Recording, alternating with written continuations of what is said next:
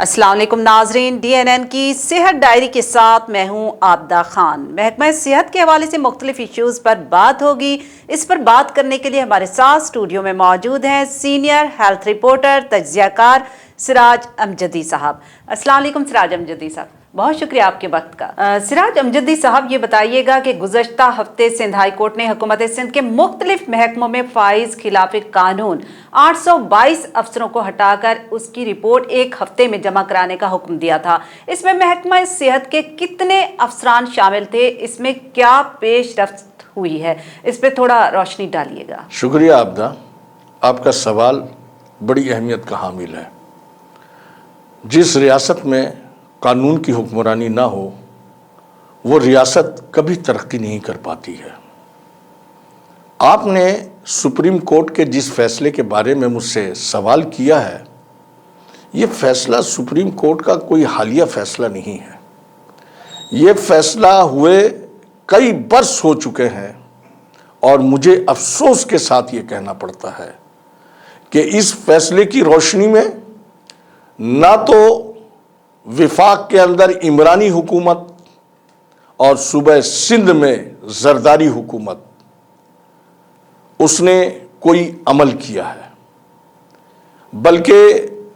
محکمہ صحت سندھ کے اندر تو بڑی دلچسپ صورتحال رہی ہے ماضی میں۔ اس کی ایک میں چھوٹی سی مثال دے دوں کیونکہ میرے پاس وقت بہت کم ہے، اور وہ میں بتاتا چلوں۔ ڈاکٹر سکندر میمن، ڈاکٹر سکندر میمن وہ دیومالائی شخصیت ہیں محکمہ صحت سندھ کی، جن کو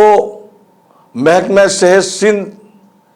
ان کا نام ایمانداری کے حوالے سے گینس بک میں لکھوانے کے لیے شاید جا رہا ہے گا، اور ان کی ایمانداری کا حال یہ ہے، اس کی تفصیل میں ابھی الگ بتاؤں گا، کہ جب سپریم کورٹ کا یہ فیصلہ آیا تو اس وقت فضل اللہ پیجوہو صاحب نے ڈاکٹر سکندر میمن اور ڈاکٹر ندیم اختر شیخ کو کاغذات کے اوپر ڈائریکٹر ہیلتھ سروسز کراچی میں ان کی پوسٹوں کے اوپر تعینات کر دیا، جہاں ان دونوں افسروں نے جا کر جوائننگ دے دی، لیکن نوکری وہاں 1 گھنٹے نہیں کی۔ نوکری انہوں نے محکمہ صحت سندھ کے سیکریٹریٹ میں خلاف قانون یعنی سپریم کورٹ کے فیصلے کے برعکس کی۔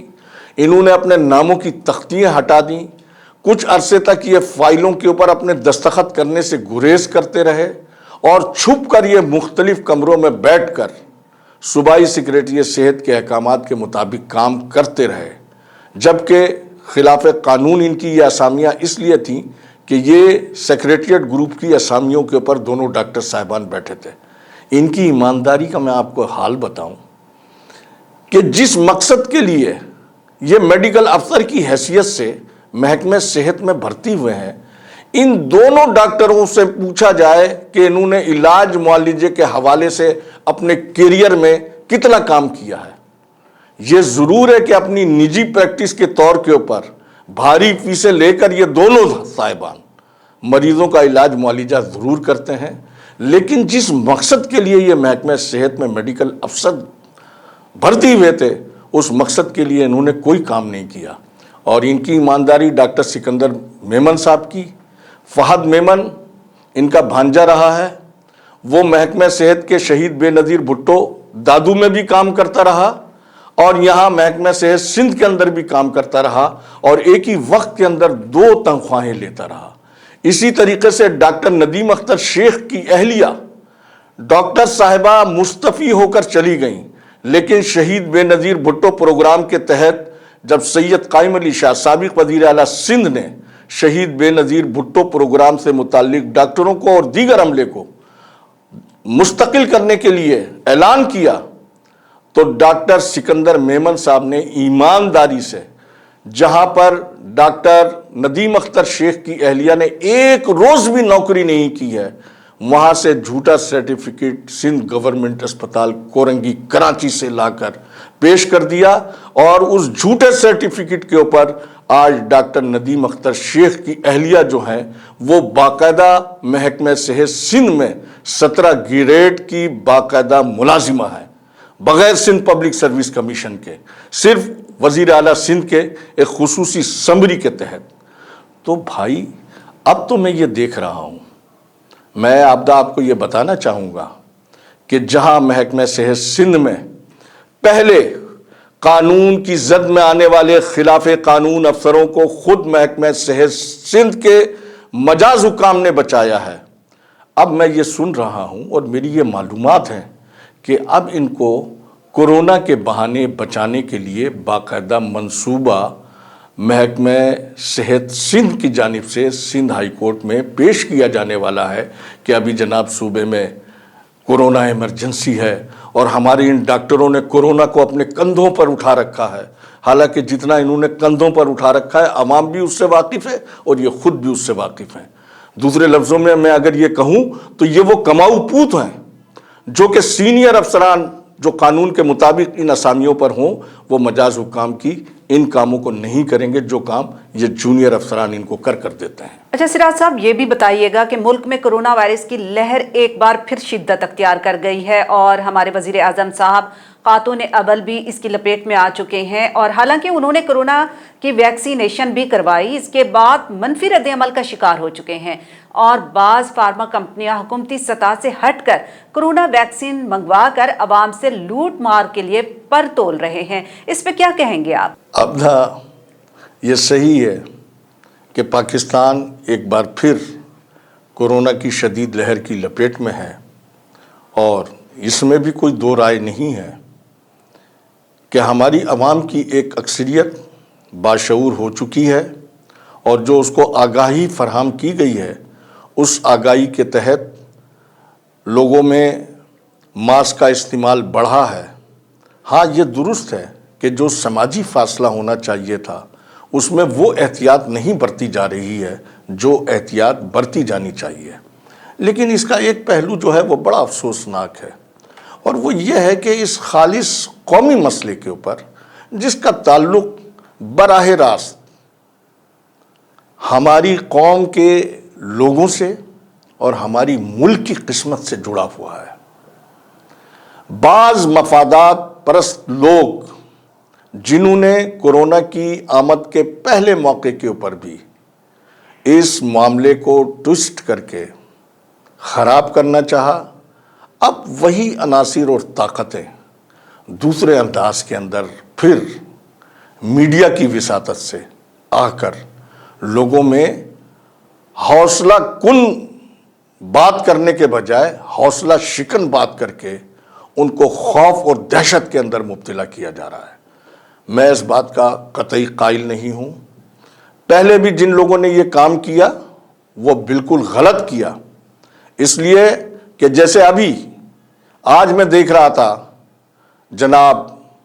ڈاکٹر نظامی نے لاہور میں پریس کانفرنس کرتے ہوئے پورے ملک کو 15 دن کے لیے بند کر دینے کا مطالبہ کیا ہے۔ ڈاکٹر اشرف نظامی پاکستان میڈیکل ایسوسی ایشن کے حوالے سے بھی اور میرے بہت ہی محترم دوست ہیں، میں ان کی نہایت عزت کرتا ہوں، لیکن میں ان سے یہ پوچھنا چاہتا ہوں کہ کیا ریاست ملک بند کر کے 15 روز تک لوگوں کے کھانے پینے کا اور ان کی کفالت کا جو سسٹم ہے اس کو کرے گی جیسا کہ بیرونی دنیا کے اندر خاص طور سے یورپین ممالک کے اندر ہو رہا ہے؟ یہاں پر تو کورونا کے اندر سوائے جمع خرچ اور باتوں کے سوا کچھ نہیں ہوا۔ اور جہاں تک آپ نے مجھ سے یہ پوچھا، دیکھیے یہ ویکسین چاہے کورونا کی ہو یا کسی کی بھی ہو، ویکسین کے اندر ہر ویکسین کے اندر 1 سے 2%، 3% اس کا منفی رد عمل ہوتا ہے۔ یہ حسن اتفاق ہے کہ آپ کے ملک کے اندر اس منفی رد عمل کا شکار جناب وزیر اعظم اور خاتون اول ہو گئی ہیں، لیکن یہاں میری جانب سے ایک سوال ہے جو اب تک کسی نے نہیں کیا، اور وہ سوال یہ ہے کہ جناب ویکسین کی منتقلی کا جو عمل ہے وہ WHO کی ہدایات کے مطابق ہے، جو کولڈ چین کا سسٹم پوری دنیا کے اندر خاص طور سے ترقی یافتہ ممالک کے اندر اس کی ترسیل کے لیے اور اس کی منتقلی کے لیے جو ڈائریکٹیوز WHO کے ہیں، پاکستان میں کورونا ویکسین کی منتقلی کے لیے اسی پر عمل کیا جا رہا ہے یا نہیں کیا جا رہا ہے؟ یہ ایک بہت ضروری بات تھی اور میں پاکستان میڈیکل ایسوسی ایشن کے رہنماؤں سے یہ اپیل کروں گا کہ وہ عوام کو ڈرانے سے پہلے اپنی اس رجسٹریشن کی فکر کریں۔ یہ بہت کم لوگوں کو معلوم ہے کہ صرف سندھ کے اندر 10,000 پروفیشنل سوشل کامرس آرگنائزیشنز یہ سب کی سب ڈی ایفیلیٹڈ ہو چکی ہیں 2020 کے ایکٹ کے تحت، اور میری معلومات کے مطابق پاکستان میڈیکل ایسوسی ایشن بھی انہی تنظیموں میں شامل ہے جس نے آج تک اپنا کوئی ریکارڈ جو ہے متعلقہ ادارے میں نہ تو حساب کتاب کا پیش کیا ہے اور نہ اپنے نئے انتخابات کا پیش کیا ہے۔ تو یہ عوام کی سطح کے اوپر نمائندگی کرنے سے پہلے اپنی قانونی پوزیشن کو پاکستان میڈیکل ایسوسی ایشن بہتر بنانے کی کوشش کرے، اور جب وہ قانونی پوزیشن میں ہو۔ ماضی کے اندر پاکستان میڈیکل ایسوسی ایشن جو ہے وہ نہ صرف ڈاکٹروں کی بلکہ مریض دوست تنظیموں کے اندر شمار ہوتی تھی، جو کہ اب اس وقت میں دیکھ رہا ہوں کہ ایسا نہیں ہے۔ کچھ اس کے اندر ایسے مفاد پرست عناصر آ چکے ہیں جو کہ پاکستان میڈیکل ایسوسی ایشن کو اپنے ذاتی مفادات کے تحت اس کو اپنے گھر کی لونڈی بنا کر رکھنا چاہتے ہیں۔ ٹھیک ہے سراج امجدی صاحب، بہت اچھا تجزیہ کیا۔ میں بھی جاننا چاہوں گی، عوام بھی جاننا چاہیں گی، کیونکہ حال ہی میں پاکستان نرسنگ کونسل نے بعض سندھ کے نجی نرسنگ اسکولوں کی پرنسپل شپ کا مسئلہ اٹھا کر انہیں بند کرنے کی وارننگ دی۔ اس پر آپ کیا کہیں گے؟ جیسے کہ آپ کو میں نے پروگرام کی ابتدا میں یہ بتایا ہے کہ بدقسمتی سے ہمارے وفاقی اور صوبائی حکمران جن کے ہاتھوں میں طاقت کی لگام ہے، وہ قانون کے مطابق حکمرانی کرنے پر قطعی یقین نہیں رکھتے ہیں۔ گزشتہ 1 برس سے پاکستان نرسنگ کونسل کا انتظامی ڈھانچہ اپنے آئین کے مطابق اپنی مدت پوری کر چکا ہے۔ سوال یہ پیدا ہوتا ہے کہ جو موجودہ کونسل کے منتخب ڈھانچے نے سندھ کے نجی نرسنگ اسکولوں کا فیصلہ دیا ہے، یہ سپریم کورٹ کے فیصلے کی کھلم کھلا توہین ہے۔ رجسٹرار پاکستان نرسنگ کونسل یہ کھلم کھلا سپریم کورٹ آف پاکستان کی توہین ہے۔ رجسٹرار کو یہ کس نے حق دیا ہے کہ ڈیپوٹیشن کے اوپر آ کر وہ اپنی سروس کو صوبہ سرحد سے KPK سے آ کے وفاق کے اندر اپنی حکومت کو مرج کرائے؟ ایسے تمام وہ سروسز کے کیسز جو کہ مرج لوگوں نے کرائے ہیں، سپریم کورٹ کے فیصلے کے مطابق وہ سب ختم ہو چکے ہیں، اور پاکستان رجسٹرار کونسل کے علاوہ جو موجودہ صدر ہیں اور جو موجودہ نائب صدر ہیں، یہ جتنے نیک نام لوگ ہیں، یہ ان کا فیصلہ غیر قانونی ہے۔ عمران خان صاحب جو ہمارے وزیر اعظم ہیں، ان کو بھی دوسرے سیاست دانوں کی طرح صحت کے شعبے میں خدمت کرنے کی جذبہ اور تڑپ تو بہت ہے، لیکن ان کے پاس اس جذبے کے اوپر عمل کرنے کے لیے وقت اور اس کو سمجھنے کے لیے لوگ ان کے پاس نہیں ہیں۔ عمران خان کو جو لوگ نرسنگ کی تعلیم و تربیت کے حوالے سے ان کو یہ بتا رہے ہیں کہ 2023 تک وہ 3 لاکھ نرسیں ملک میں تیار کر کے ان کو دے دیں گے، تو یہ وہ جو لوگ یہ باتیں ان کو بتا رہے ہیں، یہ وہ صحت مافیا ہے کہ جو عمران خان کی حکومت کو بالکل مکمل طور پر صحت کے شعبے میں ناکام کرنے کے لیے عالمی برادری کے اندر بدنام کرانے کی پالیسی کے اوپر گامزن ہے۔ عمران خان کو چاہیے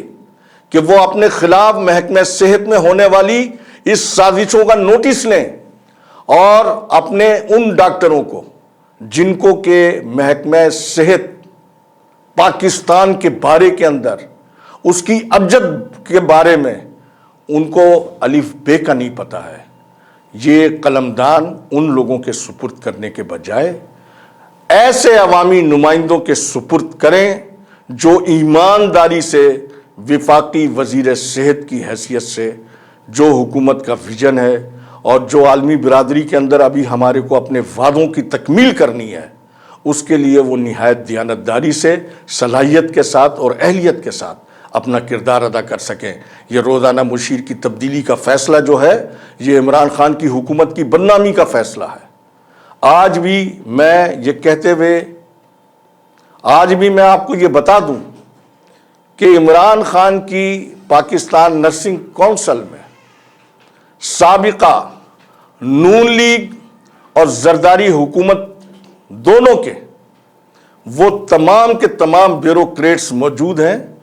جو حکومت کی دی ہوئی پالیسی پر عمل کرنے کے بجائے اپنے پرانے جو ان کے بگ باس ہیں ان کے کہنے کے مطابق عمل کر کے حکومت کو اور وفاقی وزارت صحت کو اور خاص طور سے نرسنگ کے تعلیم و تربیت کے اہم ترین شعبے کو تباہ اور برباد کرنے کے اوپر تلے ہوئے ہیں۔ اور اس کے پیسے جو ہے یہ تنخواہوں کی صورت میں نہیں، بڑے بھاری نذرانوں کی صورت کے اندر وہاں سے وصول کر رہے ہیں، جن کی یہ یہاں بیٹھ کر نمائندگی کر رہے ہیں۔ یہ میرا کام جو تھا وہ بتا دینا تھا۔ اب اس بات کی انکوائری کر کے ان کو ہٹانا اور وفاقی وزارت صحت کی انتظامیہ کو درست کرنا یہ وزیر اعظم جناب عمران خان کا کام ہے۔ بہت شکریہ سراج امجدی صاحب، بہت اچھا تجزیہ کیا، ہماری نالج میں اضافہ کیا، ہمارے ناظرین کو، عوام کو ان تمام بنیادی مسائل جو ہیں ہیلتھ کے حوالے سے ان کو آگاہ کیا۔ اب انشاءاللہ اگلے بدھ دوبارہ آپ سے ملاقات ہوگی۔ ناظرین، ہمارے پروگرام کا وقت ختم ہوا چاہتا ہے، اپنا بہت زیادہ خیال رکھیے گا، اپنی صحت کا بہت زیادہ خیال رکھنا ہے اور ہمیں آپ کی رائے کا انتظار رہے گا۔ dnnpak.com پہ آپ کامنٹس کر سکتے ہیں، اپنی رائے کا اظہار کر سکتے ہیں۔ اسی کے ساتھ ہی عابدہ خان کو دیجیے اجازت۔ اللہ حافظ۔